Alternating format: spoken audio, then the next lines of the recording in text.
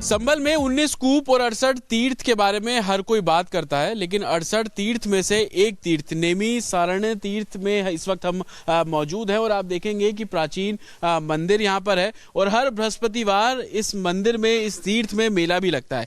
लेकिन इस मंदिर परिसर में एक कूप स्थानीय लोगों द्वारा और एडमिनिस्ट्रेशन प्रशासन द्वारा और जो तीर्थ से जुड़े लोग हैं उन द्वारा खुदाई की गई, तो ये कूप यहाँ से जो है वो रिवाइव किया गया है और आप देखेंगे कि पानी आपको बहुत इजीली इसमें नजर आ जाएगा।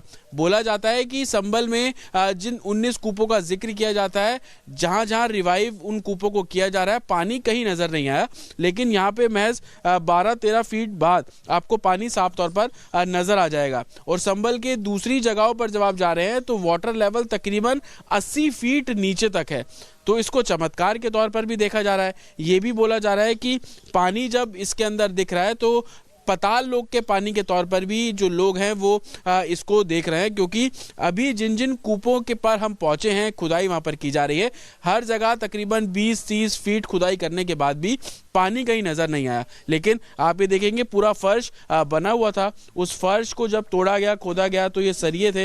हालांकि बोला जा रहा है कि काफी साल पहले इसको बंद कर दिया गया था, लेकिन अब जब संभल के प्राचीन होने, संभल के इतिहास और यहाँ पर जो संभल की विरासत है उसको रिवाइव करने की बात की जाती है, तो अब तमाम वो पुराने कूप उसको भी रिवाइव किया जा रहा है। और तस्वीर आपके सामने है कि जब इसके ऊपर के हिस्से को हटाया गया तो आपको 12 फीट बाद जो पानी है वो नजर आ रहा है। आप देखेंगे कि जो ईंटें अंदर लगी हुई हैं वो ईंटें उसी तरीके से हैं जिस तरीके से दूसरे कूप में आपको नजर आ जाती हैं। साथ ही जो प्राचीन मंदिर संभल में प्रशासन द्वारा खोला गया, कपाट खोले गए, उसके पास जब कुआं मिला उस कुएं की भी ईंटें कुछ इसी तरीके की ही थी, तो कहीं ना कहीं प्राचीन कूप है। तो देखिए, एक तरफ संभल में खुदाई का काम चल रहा है, सर्वे हो रहा है और इस दौरान सनातन के कई चिन्ह भी मिलते हुए नजर आ रहे हैं, यानी कि पुराणों में जिन बात का उल्लेख है उसके प्रमाण मिल रहे हैं संभल में। लेकिन दूसरी तरफ विपक्ष ये कह रहा है कि संभल में जो कुछ हो रहा है वो सही नहीं है, भाईचारे के लिहाज से ये ठीक नहीं है। अखिलेश यादव क्या कुछ कह रहे हैं, रिपोर्ट के जरिए आपको दिखाते हैं।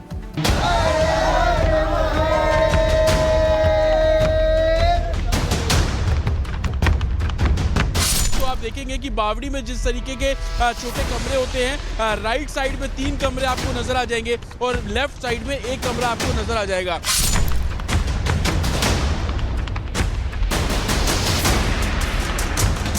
सर्वे और सियासत के बीच संभल आज भी सुर्खियां बटोर रहा है। वजह है बावड़ी के बाद संभल में मिला नया कुआं, जिस पर कट्टरपंथियों ने नफरत की मिट्टी ऐसी डाली कि दिखना की बंद हो गया, या तो यूं कहे कि इसे छिपा के दिया गया था। ये तो ईश्वर की कृपा है जी, जो कि कूप यहाँ ही नहीं पूरे संभल में प्रकट हो रहे हैं। अब आप एक बात बताइए, तीर्थ नगरी संभल है तो संभल में कूप नहीं प्रकट होंगे, तीर्थ नहीं प्रकट होंगे तो और क्या प्रकट होगा। संभल में तीर्थ तो प्रकट हो रहे हैं, लेकिन इन तीर्थों का प्रकट होना अखिलेश यादव और कांग्रेस को सबसे ज्यादा चुभ रहा है। अखिलेश यादव कह रहे हैं कि ये धरती है, धरती को खोदेंगे तो कुछ ना कुछ मिलेगा, तो कांग्रेस नेता कह रहे हैं कि बीजेपी ने कोई काम नहीं किया, इसलिए खुदाई करवा कर ही माहौल बना रखी। ये खोदने वाले लोग सौहार्द को खोदेंगे और पहले भी गलत था, क्योंकि जब हमारे देश में प्लेसेस ऑफ वर्शिप एक्ट पहले से मौजूद है और प्लेसेस ऑफ वर्शिप एक्ट इस बात की पाबंदी लगाता है कि किसी तरह की चीजों में इस तरह के सर्वे, इस तरह के खुदाई के काम न हो। ये सरकार कुछ बना तो सकती नहीं, सिर्फ खुदाई करा सकती है और बंद कर दिया था। जिसकी प्रॉपर्टी रही होगी उसने बंद किया होगा। जिस संभल के जिस मंदिर की आप बात कर रहे हैं 1978 में, वो लोग अपना मकान बेच के चले गए, उस मंदिर में ताला लगा के चले गए। खुदाई में कुछ ना कुछ तो मिलेगा, लेकिन मंदिर ही क्यों मिलेगा? हिंदुओं के आराध्य देवी देवताओं की मूर्तियां ही क्यों मिलेंगी? इस राज से न तो अखिलेश यादव ने पर्दा उठाया और न कांग्रेस ने, लेकिन सपा और कांग्रेस सनातनियों को जिस सेक्युलरिज्म का पाठ पढ़ाने की कोशिश करते दिखे, उसकी हवा साधु संतों ने निकाल दी। किसी को क्या तकलीफ है? अगर कुछ छुपाने लायक नहीं है तो आपको क्या तकलीफ है? 1000 बार सर्वे होने चाहिए।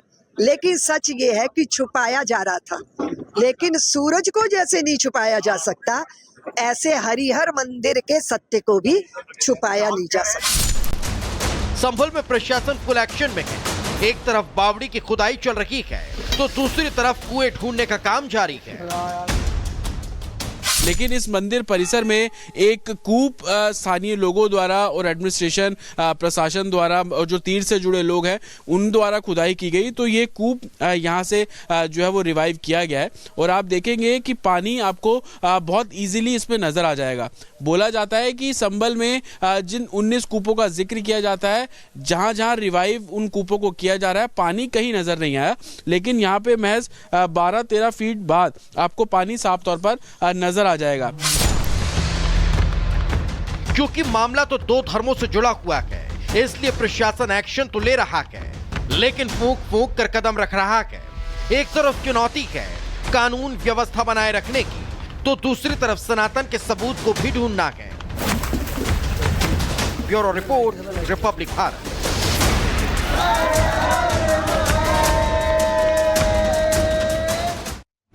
और चलिए आगे बढ़ेंगे, बात पीलीभीत की करेंगे। उत्तर प्रदेश में खालिस्तानी आतंकियों पर बड़ा एक्शन लिया गया है। 3 आतंकियों को ढेर करने में सफलता मिली है और लगातार देश विरोधी साजिशों में ये 3 चेहरे लगे हुए थे जिनको ट्रैक डाउन किया गया है। पंजाब और यूपी पुलिस ने साथ में मिलकर ये ऑपरेशन एग्जीक्यूट किया है। बड़ी खबर आपको बता रहे हैं, पीलीभीत में 3 खालिस्तानी आतंकी ढेर कर दिए गए हैं।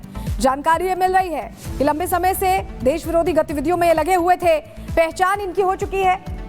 जसनप्रीत सिंह, गुरविंदर सिंह और वीरेंद्र सिंह, ये तीनों आतंकी ढेर किए गए हैं। उत्तर प्रदेश और पंजाब पुलिस ने जॉइंट ऑपरेशन एग्जीक्यूट किया है पीलीभीत में। ये बड़ी जानकारी और बड़ी सफलता भी इसे समझा जा रहा है।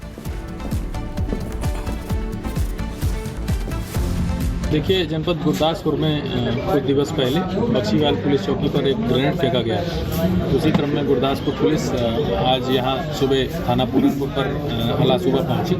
उनके द्वारा ये बताया गया जिन 3 संदिग्धों द्वारा वहाँ पर ये कार्रवाई की गई है वो पूरनपुर कस्बे में छुपे हुए हैं। उसी सूचना पर थाना पूरनपुर द्वारा जनपदीय कंट्रोल रूम को और हम सभी उच्च अधिकारियों को अवगत कराया गया। उसी में जब उनका पीछा किया गया और उनको खोजने की कार्रवाई की गई, तो जो कमरिया पॉइंट पर पिकेट है उसके द्वारा ये बताया गया कि एक बाइक पर 3 संदिग्ध बहुत तेज़ी से पीलीभीत शहर की तरफ गए हैं। वहाँ जो थाना पूरनपुर की और एसओजी की टीम थी और जो थाना पूरनपुर की और गुरदासपुर पुलिस की टीम थी, उनके द्वारा उनका पीछा किया गया और आगे। तो यूपी और पंजाब पुलिस को ये बड़ी सफलता हाथ लगी है। 3 आतंकियों को ढेर किया गया, जिनके पास से देखिए भारी मात्रा में जो हथियार हैं वो बरामद किए गए हैं। AK-47, 2 AK-47 बरामद किए गए। इसके अलावा बता दें कि 2 ग्लॉक पिस्टल, और ये तस्वीर आपको दिखा रहे, देखिए गोलियां बरामद यहाँ पर भारी मात्रा में हुई है।